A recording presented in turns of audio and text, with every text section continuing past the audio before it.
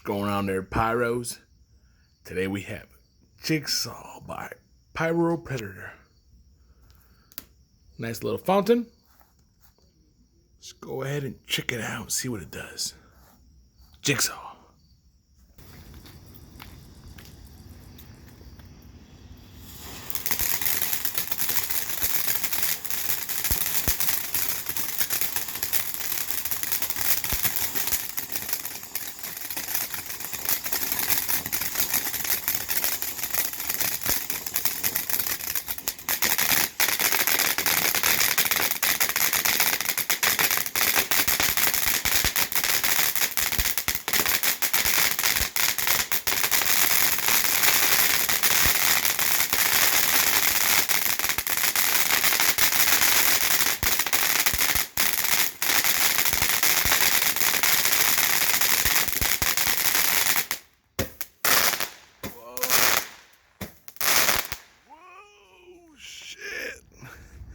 Well, okay, well, that was Jigsaw by Pyro Predator.